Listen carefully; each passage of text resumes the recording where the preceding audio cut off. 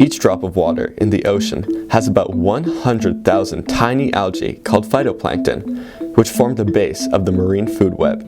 One way scientists count the number of phytoplankton in the ocean is through microscopy, the study of organisms under a microscope. A newer technique is flow cytometry, which is significantly faster and more efficient. Flow cytometry is a tool that uses laser light to detect particles in water, making it easier for a computer to count them rapidly. The machine also records details about the phytoplankton, such as size and amount of pigment, which makes it easier to sort them by species. Some flow cytometers can count as many as 100,000 cells per second. Studying the change in plankton populations is important because it can indicate greater changes in the ecosystem, and small changes can have a large-scale impact on the entire food web.